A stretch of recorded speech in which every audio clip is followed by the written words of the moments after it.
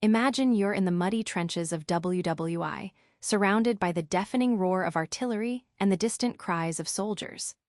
Amidst this chaos, a soldier pulls out a sketchbook, not a weapon, and begins to draw. This isn't just doodling, it's a way to capture the raw human tragedy behind the headlines, a silent rebellion against the noise of war. But what happens when art isn't just a private escape, but a loud, public voice? Betty Churcher's The Art of War unpacks exactly that, how war has shaped and been shaped by the brushes and pencils of artists, revealing layers you never expected. Stay with me. This story twists in ways you won't see coming. Let's start deep in the trenches, where soldiers risked death and sanity and instead chose to make art. This isn't about heroic battles, it's about quiet defiance and raw truth. Ray Parkin, a WWII prisoner of war on the brutal Thai-Burma Railway, used scraps of charcoal and stolen paper to sketch starved faces and shattered landscapes. In those overcrowded camps, his drawings whispered stories no military report dared show. His art wasn't decoration, it was survival. But what happens when his sketches reach a wider audience decades later? Think of art in war as a secret lifeline, like a flare in the darkest night. While guns roared and bombs exploded, these drawings gave soldiers, and later us, a way to process horror, trauma, and hope.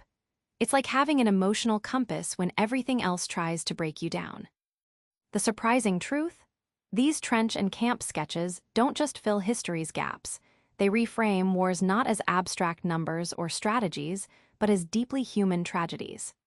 They invite us to see soldiers not just as fighters, but as fragile, creative beings who refuse to be silenced. Now, imagine governments drafting artists to glorify war. But what happens when official art glamorizes carnage?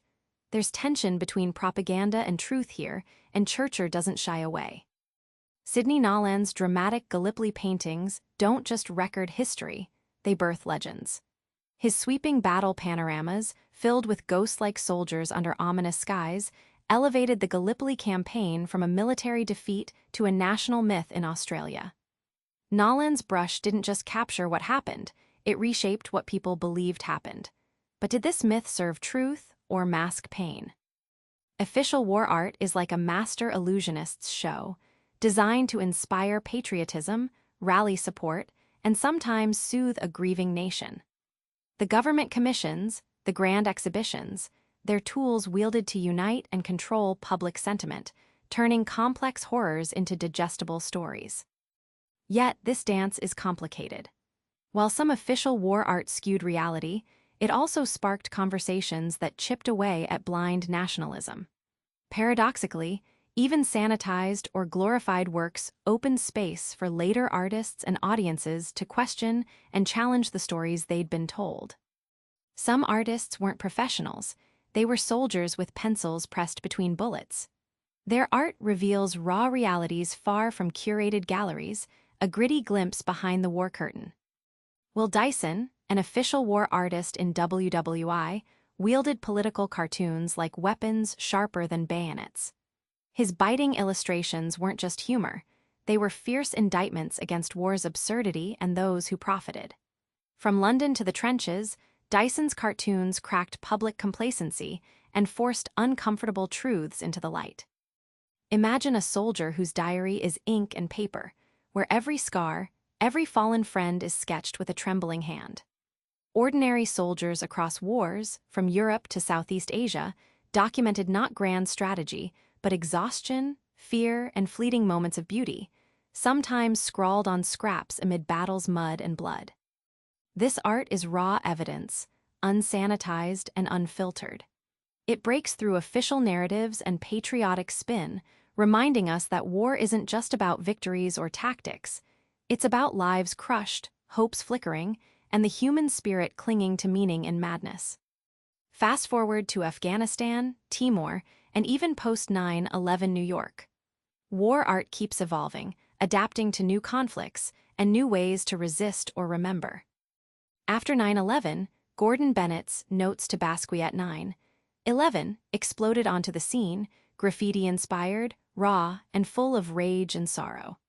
His work was a direct response to modern terror, blending street culture with high art and forcing viewers to confront the messy, tangled aftermath of violence in urban spaces. In places like Timor, Somalia, and Eritrea, artists working alongside peacekeepers offer a radically different war narrative. Their pieces don't glorify battle, but honor resilience and complex human stories behind headlines, showing war zones as places of fragile hope, not just rubble and danger. These modern war artworks don't just hang in galleries, they reshape how society views conflict. They move us beyond jingoism, pushing us to engage with ethical questions, empathy, and sometimes uncomfortable political truths that old-school war art ignored or hid. Here's the kicker: war shapes art, sure, but art shapes how we remember and even understand war itself. Churcher shows that this isn't a one-way street. Official war posters once shouted glory and duty, plastering heroic images across city streets. But artists like Will Dyson and Gordon Bennett flipped the script, turning patriotic symbols into protest, questioning sacrifice, and exposing senseless loss. This visual tug-of-war reveals how art battles over war's meaning. Through countless drawings and paintings, from Noland's mythic figures to prisoners, fragile sketches, artists redefine what makes a hero. Not just battlefield triumph, but endurance, vulnerability, and humanity amid destruction. Suddenly, sacrifice isn't a grand narrative but a personal, painful story. Ultimately, Churcher's work teaches us that war's story is never fixed. Art is the language that keeps rewriting it, making sure we don't forget, oversimplify, or romanticize. It's a powerful reminder. The way we see war depends as much on the art we consume as the history we read. Remember that soldier in the muddy trench, pencil scratching against paper as bombs explode around him? His small act was a quiet roar that echoes through Churcher's pages to our screens today. Art in wartime isn't just about creating beauty, it's about survival, protest, myth-making, and history itself.